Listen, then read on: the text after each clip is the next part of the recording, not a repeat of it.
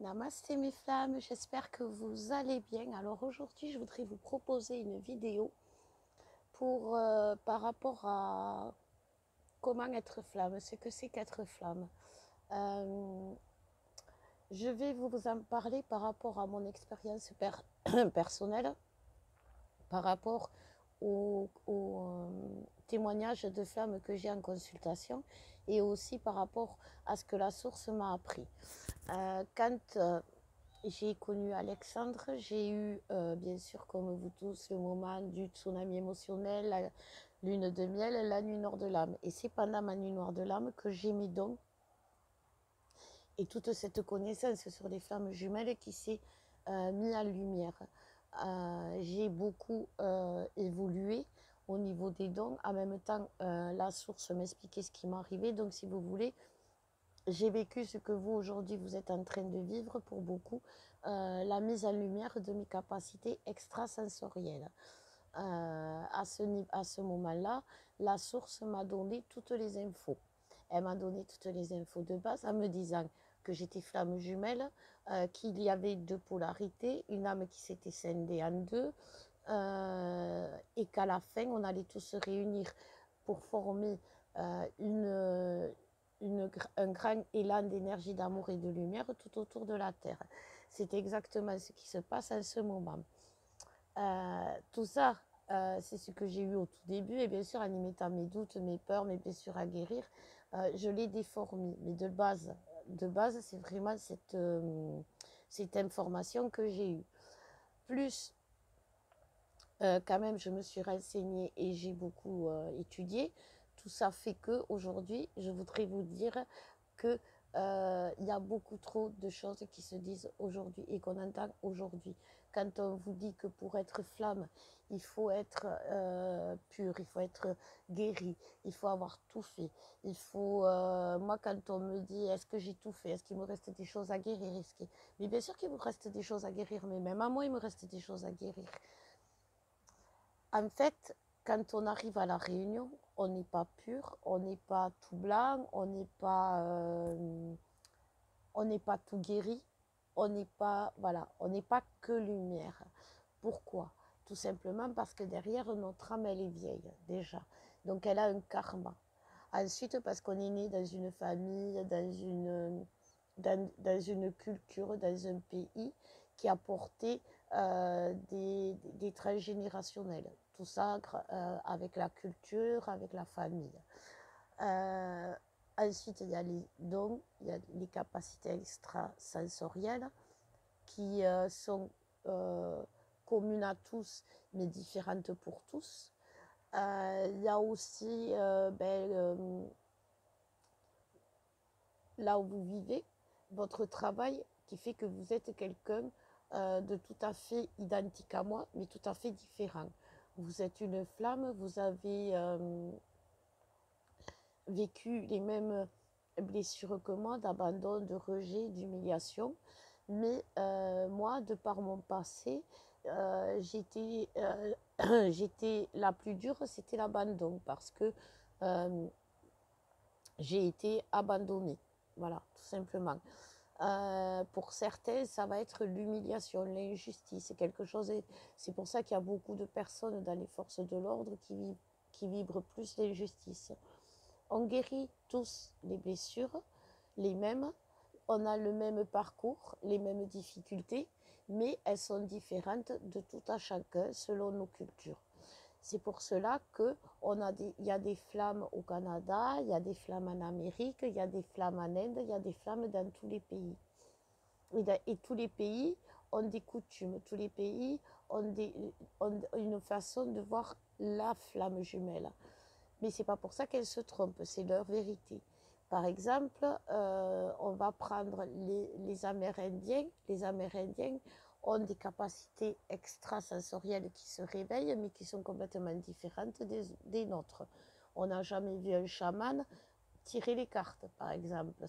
Et pourtant, les personnes qui vont voir un chaman, ils savent qu'on peut l'écouter. Ce qu'il dit est vrai.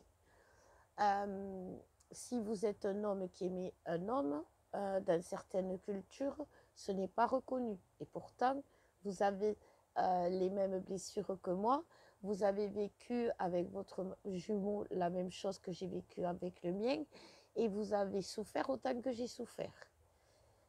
Si vous êtes blanche et que votre jumeau est noir, vous balayez et vous irritez certaines idées limitantes, certaines personnes qui sont cloisonnées, et pourtant vous vous aimez autant que j'aime Alexandre. Et ça, il faut le comprendre, parce que c'est quelque chose qui est pesant chez la flamme. À l'heure d'aujourd'hui, j'ai toutes les femmes et même moi, avec ce qu'on vit aujourd'hui, c'est tellement remuant, c'est tellement énergétique qu'elles sont toutes dans la culpabilité, soit de boire leur petit verre le soir avant de se coucher pour se détendre, soit de fumer, soit voilà, et ou de prendre des cachets pour se calmer. Ça, et tout ça, il y a une culpabilité qui se fait parce qu'on se dit en fin de parcours, on ne doit pas avoir d'addiction, on ne doit pas ci, on ne doit pas là. C'est une religion, ça me fait penser. Vous savez, Jésus, quand il est venu sur terre, il est venu pour donner la bonne parole. Et la bonne parole, c'est l'amour. C'était juste l'amour. Et après, il y a des personnes qui sont venues dessus et qui ont dit, oui, mais si tu veux l'amour de Jésus, tu vas devoir déjà payer le denier du culte qu'on donne à l'église. Tu vas devoir accepter de souffrir. Souvent, c'était ça. Pour Dieu. Dieu, en te voyant souffrir, te donnera le paradis, vivre son amour, un enfer sur terre pour vivre le paradis. Si tu manges du cochon, tu n'iras pas au paradis. Tout ça, ça a été des rajouts sur, sur la base de l'amour, sur la base de la lumière. Et aujourd'hui, nous les flammes, nous ne devons pas faire de rajouts, nous devons justement les enlever. Dire aux gens de pas qu'ils se culpabilisent. Dire aux gens que on a tous besoin de béquilles pour avancer. Quelqu'un qui a la jambe dans le plâtre, on va lui donner des béquilles. On va pas lui dire tu te débrouilles. On va lui dire c'est pendant un temps. Tu t'en sers pas tout le temps, c'est pendant un temps. Une addiction, à l'heure d'aujourd'hui, est addiction chez les flammes du moment que c'est quelque chose qui va vous freiner, vous ralentir, vous empêcher de. Si c'est quelque chose qui vous aide, ce n'est pas addictif. Vous ne devez pas vous culpabiliser à l'heure d'aujourd'hui de fumer, de boire un peu raisonnablement. C'est tout ce qu'il faut que vous gardiez en tête. Raisonnablement. On peut tout faire raisonnablement. On peut tout faire sans se faire du mal. Quand je vous dis, par exemple, par rapport au sexe entre jumeaux, qu'on doit être des chiennes pour nos masculins, raisonnablement. On est des chiennes pour nos masculins, mais que pour nos masculins. On ne va pas montrer nos talents de féminin sacré à l'extérieur parce que on se salit. C'est pour ça que le féminin a du mal à aller voir d'autres hommes après. Le sexe, on peut accepter des choses et pas tout accepter. Quand le masculin est dans sa période où il vous teste jusqu'au bout, ça c'est un milieu de parcours au niveau du sexe pour savoir jusqu'où vous pouvez aller.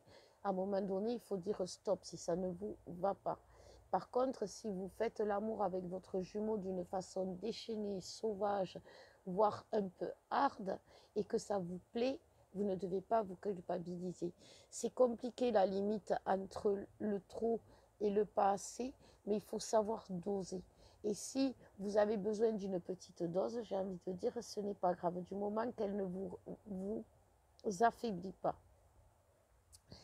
Y a beaucoup de choses aussi qui se disent par rapport au si tu fais ton éveil en ce moment, c'est pas forcément que tu vas vivre la réunion avec ton jumeau.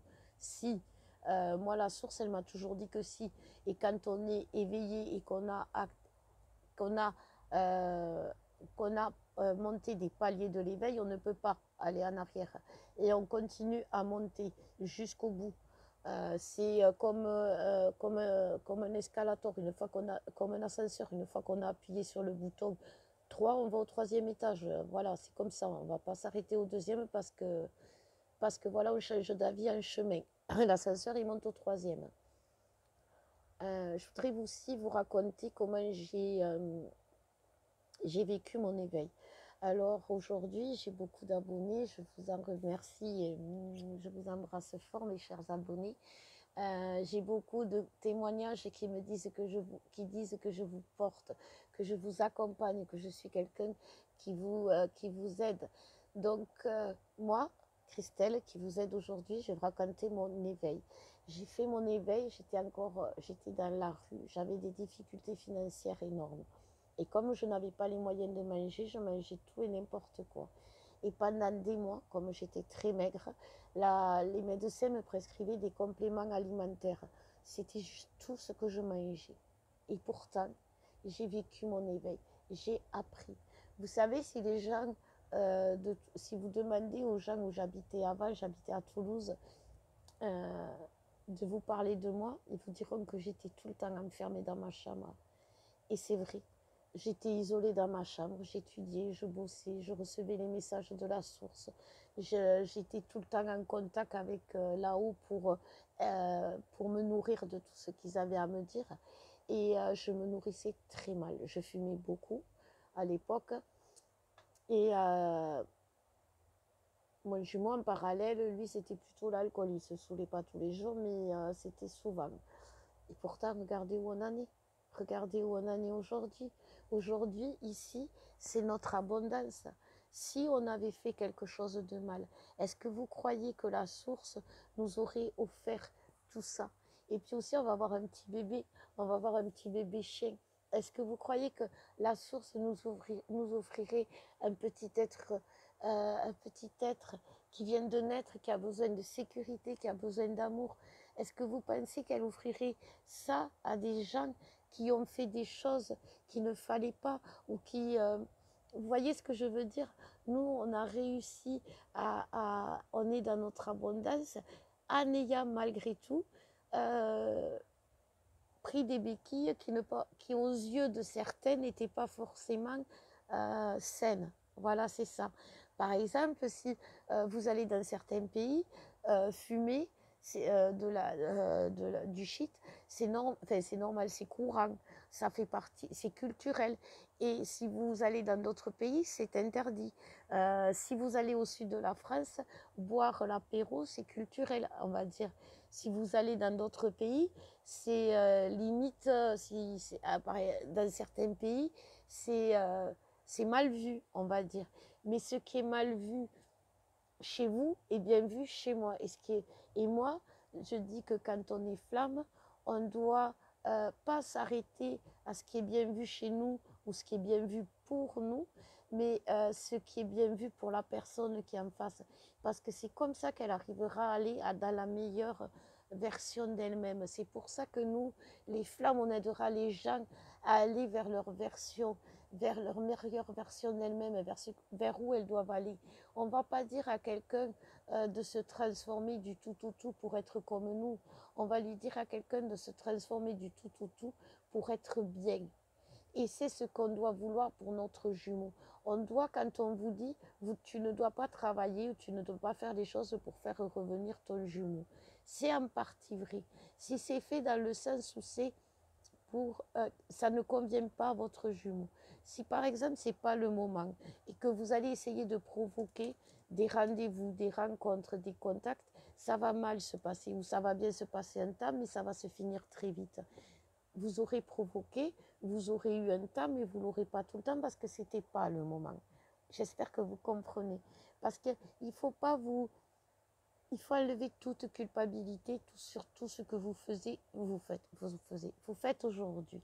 Parce qu'aujourd'hui, mes flammes, si vous regardez cette vidéo, si elle vous fait vibrer, ça veut dire que vous êtes en fin de parcours.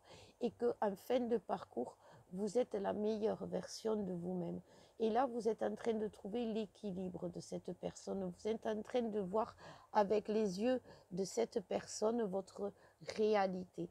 Avant, vous étiez la version imparfaite de vous-même et c'est pour ça que vous aviez un voile devant les yeux. Maintenant que le voile est levé, acceptez qui vous êtes avec vos défauts, vos qualités. Il faut accepter les deux. Les qualités, c'est les dons aussi. Et aujourd'hui, les dons se mettent en lumière. Dans quelques jours ou semaines, je vous proposerai une formation pour mettre en lumière vos dons. Mais déjà, d'ores et déjà, accueillez-les, acceptez qu'aujourd'hui, votre intuition est là, même si vous ne la comprenez pas toujours, même si vous ne la maîtrisez pas. Acceptez que quand vous sentez vos mains piquer ou chauffer ou votre corps en sueur, c'est que vous avez du magnétisme qui vient en vous. Et c'est normal, c'est logique, c'est ce qui doit arriver à la fin. Sauf qu'à la fin, on ne croit plus en rien et que quand on a ce genre de choses, on ne comprend pas ce qui se passe. Si vous êtes flamme, vous êtes des êtres purs, c'est-à-dire des êtres qui, à chaque rencontre avec quelqu'un d'autre, êtes capables de, par votre pureté, d'accepter l'autre tel qu'il est. C'est comme une éponge. Une éponge, n'importe quel liquide qu'on va lui mettre, elle va accepter le liquide parce qu'elle va se nourrir de ce liquide. Et n'importe qui va venir vers vous aujourd'hui va vous nourrir à sa façon. Et même si elle vous nourrit d'énergie négative, ça va vous permettre de voir que vous savez voir aujourd'hui les énergies négatives.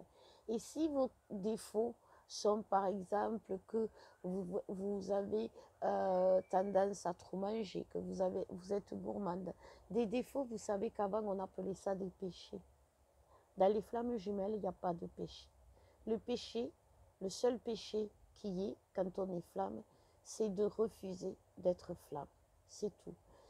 Et quand on est au bout du parcours, on gagne en confiance sur soi et on s'accepte tel qu'on est avec ses défauts, avec ses qualités. Je continue à fumer et pourtant chaque jour je vois à travers vos commentaires que je vous apporte énormément. Et pourtant, vous ne le saviez pas, pourtant je fume. Voyez. Et c'est pas pour ça que je ne sais pas vous transmettre ce que la source a à me dire. Je suis une grosse feignante aussi. Vous savez, moins j'en fais, mieux je me porte. Mais quand je le fais à fond. Et ça, c'est quelque chose que vous ne savez pas forcément de moi. Et pourtant, c'est vrai. Je suis râleuse, je m'énerve vite. Et pourtant, ça ne se voit pas. Et pourtant, je suis dans ma plénitude, je suis dans ma complétude, je suis bien, je suis épanouie, je me sens flamme, je me sens féminin sacré. Et sans avoir essayé de trop me changer ou d'avoir forcé un changement qui n'était pas fait pour moi. Quand vous allez dans des séminaires de féminin sacré, c'est dangereux. Pourquoi? Parce qu'on est tous des féminins sacrés, mais on est tous des féminins sacrés différents, comme je vous disais. Et si moi je vous soigne comme moi je me suis soignée, ça ne va pas vous aller. Par contre, si je vous soigne en étant pure et en chopant vos énergies et en les comprenant et en les acceptant, je vais vous soigner par rapport à vos énergies. Et c'est ce qu'on doit être en tant que flamme. C'est pour ça qu'on ne doit pas s'arrêter à ce que, aux idées reçues, aux idées culturelles. Et même, on me dit la loi. C'est-à-dire que la loi dans certains pays va condamner l'homosexualité ou le divorce. Et pourtant, pour être heureux avec son jumeau, beaucoup de femmes doivent aujourd'hui divorcer de leur tierce. Et c'est important qu'elles le fassent pour leur bien, à elles. Pas forcément que pour se réunir avec leurs jumeaux, mais pour leur bien à elles, parce qu'elles sont dans des situations souffrantes, où elles sont battues, maltraitées, où elles sont humiliées. Et ça, c'est injuste et elles ne doivent plus le vivre. Mais parce que dans leur culture, divorcer, c'est mal ou ça ne se fait pas, eh bien, elles restent prisonnières d'une situation. Et elles sont pourtant flammes. Mais elles ne sont pas flammes épanouies. Et la source nous demande aujourd'hui d'être une flamme épanouie pour briller, briller pleinement. Et accepter pleinement. Accepter pleinement d'être flamme, c'est comme je vous le disais, accepter ses qualités et ses défauts. Et c'est très important parce que les défauts, on en a tous. On a tous un karma qui fait que, ben voilà, on a fait du mal. Moi, j'ai tué dans des vies passées 2 fois Alexandre. Et non, je l'ai fait tuer, c'est pas pareil. J'ai fait assassiner. Voilà, j'ai donné l'ordre, pas de main à moi. Mais voilà, Alexandre a été, j'ai été son esclave dans des vies où il me frappait, il me battait. Et ça, c'était karmique et c'est resté. Et c'est pour ça qu'à un moment donné, dans notre couple, je me suis sentie humiliée. J'ai eu l'impression d'être son esclave, justement. Et ça, si on ne le met pas en lumière, on ne peut pas guérir et on ne peut pas non plus comprendre pourquoi on est comme ça. Donc, je voudrais que vous vous déculpabilisiez. Je voudrais aussi que vous compreniez que être flamme, ça n'a pas de prix. C'est-à-dire que on n'a pas d'argent, nous les flammes, et pourtant on nous demande une participation, par exemple, quand vous allez voir quelqu'un pour vous soigner. Mais n'allez pas jusqu'à donner des 1000 et des cents. Une flamme jumelle ne vous demandera jamais des 1000 et des cents pour vous soigner. Une flamme jumelle restera raisonnable dans ses tarifs. Elle aura l'envie d'aider le plus grand nombre, de s'aider elle-même, et c'est pour ça qu'elle aura des tarifs, qu'elle aura des prix à proposer. Mais une flamme jumelle qui vous demande 6 000 € pour vous aider, c'est pas une flamme jumelle. Ou alors elle n'a pas fait assez de travail et elle est encore dans la matière, dans le besoin de l'argent. Aujourd'hui, on doit se détacher doucement de l'argent. On doit accepter de le donner et on doit accepter de le recevoir. Moi, quand la source m'a donné les dons et m'a mis les dons dans les mains, elle voulait que je m'en serve de suite, mais je ne voulais pas parce que je ne comprenais pas, je ne me voyais pas vous demander des sous pour vous aider.